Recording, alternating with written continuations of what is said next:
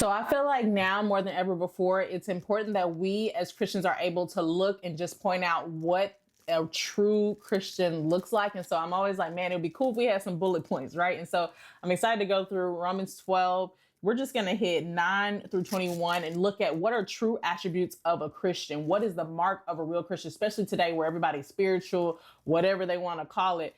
Paul is pointing out these things are what a true Christian should have. And so it's a few verses, but we're going to take it attribute by attribute and look at it and see what does that look like in today's context. Okay, so I'm starting my timer. Here we go. Romans 12 and 9.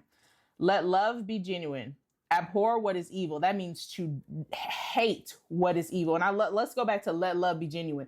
That right there is a word in itself, because as Christians, I feel like sometimes we mean well, like we want people to know truth, but what people think about when they think about Christians is hatred. And so we need to let our love be genuine, right? Sincere, authentic. Like we don't want nothing out of it. We're just loving because we are loving people, but we also want to hate what is evil. And so I also feel like what's common right now is everybody trying to be down. And honestly, the Holy Spirit was dealing with me about this is like, you can be loving, but also have a clear line of what it is that you hate. And we're not hating a person. We're hating the evil working through the person or the evil acts that are being glorified in our time today. Okay.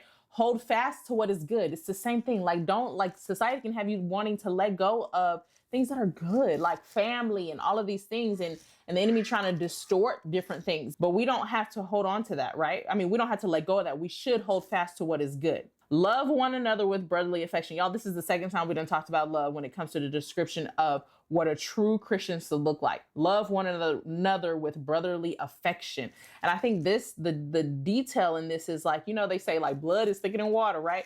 But this idea of like, what if we did love people as if they were our family? And for some of y'all, that means different things. But I love this next part. Outdo one another in showing honor. And I love marriages that I look up to, even my husband and I, it's like, how can we outdo each other in serving each other? So outdo with each other showing honor, right? Or respect, or how can I outdo you in just serving you? It's this humility, servanthood, right? Do not be slothful, which means lazy, in zeal, and zeal is energy. Do not have a lazy energy. And I love that Paul is saying, get out here with this lazy energy, because one of my pet peeves, I don't know if y'all have noticed, but you'll go to like a fast food. That's why I don't eat fast food that often. You go to a fast food restaurant and the person's like, hey, how you doing? You know, what you need? Okay, next, go to the next one. I'm like, oh my gosh, can you act like you have a little bit of get up in you, right? And so as Christians, no matter what we're doing, we should work at it to honor God. And so there should be something about us that just has a little bit of And I'm not trying to say you got to have a different personality. If you're a more relaxed, chill person, be relaxed and chill. But please look like you want to be here today. Can you do that? Be fervent in the spirit, right? And so, and serve the Lord. Be excited in the spirit. Be excited about the things of the Lord, right? Be passionate about the things of the Lord. Be passionate in the spirit, right? And serve the Lord. Marks of a true Christian. Serve the Lord. I cannot tell you how difficult. I was on staff at a church, and then I'm deeply involved in the church we're in now. It is like pulling teeth to get Christians to serve in the local church. Serve the Lord. Why? Because you become more like Christ when you have to be under the submission of someone else, when you're serving, when you're not getting nothing out of it. There's too many people out here that want to be on stages, but don't ever want to be in the back serving and just being diligent and practicing faithfulness, which are qualities of a true Christian. Serve the Lord. If you're watching this, get plugged into the local church and serve. Your gifts, which we talked about yesterday, they become sharper. You get so much out of serving. Your gifts become sharper. You become a better human. Like, serve the Lord. Rejoice in hope. I love this one because you're rejoicing in something that you haven't even seen yet.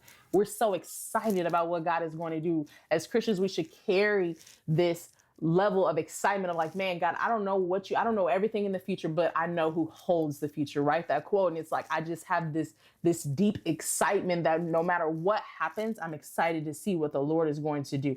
Be patient in tribulation. I can always tell what someone's hope is in when they go through something hard. I can always tell where someone is in their walk, or if somebody says they're a Christian, but the moment they go through something, they're like, no, I hate God, because why would God make this happen? Or da-da-da. And it's like, whoa. We are to be patient in tribulation when things are hard. This is why I speak against the soft life. It's anti-gospel, right? And be constant in prayer. We should be a people that are constantly praying. And I think prayer is something that our hearts are so fast moving, our brains are so fast moving that it's hard to get still and just to be in the presence so that we can know what to pray, or so that we can connect our spirit with God and allow our spirit to pray when we don't know what to pray. But be constant in prayer. That's the marks of a true Christian. Contribute to the needs of the saints and seek to show hospitality. We need to keep it moving because, I only got 4 or 5 minutes left. But listen, everything ain't a prayer request. Contribute to the needs of the saints. We need to be able to pull out our wallet and do what we need to do, right? Because we're good stewards of our finances, and we know that we need to be supporting one another and show hospitality. Too many of us have our homes closed. When you open up the doors of your home, that's where true relationship starts. Bless those who persecute you. Bless and do not curse them.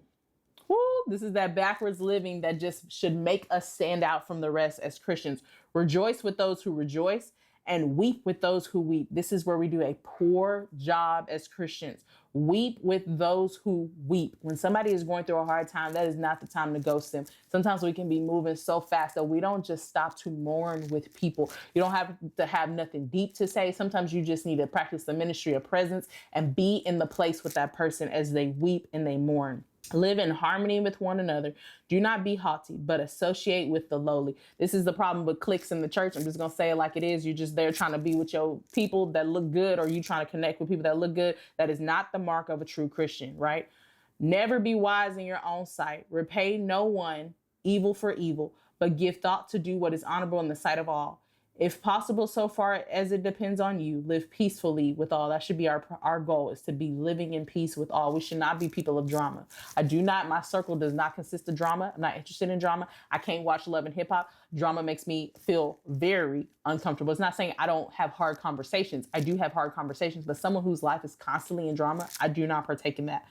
Beloved, never avenge yourselves, but leave it to the wrath of God. For it is written, God fights my battles. Allow the Lord to fight your battles, because can't nobody fight them better than God. Vengeance is mine. I will repay, says the Lord. To the contrary, if your enemy is hungry, that backwards living, feed him. If he is thirsty, give him something to drink. For by so doing, you will heap burning coals on his head. Do not overcome evil by evil, but overcome evil with good. This is wisdom, y'all. And so anybody speaking stuff to you that's not this, don't listen. This is wisdom. I'm not saying you're going to do all of this perfectly. It takes time. And this is the importance of discipleship and you getting with other believers and allowing them to challenge you and to take you deeper and to point these things out and hear that you are not living by. But this is it. And so my reflection question for you is, what area in this, be honest, that you need to work on? What is it about your life that is not giving marks of a true Christian, like signs of a true Christian? What is it that you need to work on? Do you have an enemy right now that if you honest, you've been slandering them with your tongue, or you just even been giving them real estate in your heart and your mind and been thinking negatively about them? How can you let that go? Of course, sanctification is an ongoing process, but in a day and age where people just think they can do whatever they want to do, they don't have to honor, they don't have to live holy lives. How can you make your life reflect what Paul for us as marks of a true Christian? We got 1 minute and 30 seconds left. I'm about to pray us out. Lord, I thank you for the guidance of your word. I thank you just that it has given us a different perspective, a different lens to look at life. Lord, I pray, one, that my life would become more like the words in the scripture. Lord, I pray that those watching, their lives would become more like this. And then I pray that you would raise up a generation of bold believers who are willing to disciple the next generation. Lord, I pray for those who have a true enemy. We all have a true enemy, and that is the enemy. But those who have enemies that the enemy is working through, Lord, I pray that they would be humble enough to allow you to fight their battles, and that they would have faith to know that you have not forsaken them, you've not forgotten them, that you are still working all things together for their good. In Jesus' name, amen. Love y'all. See you in the next video.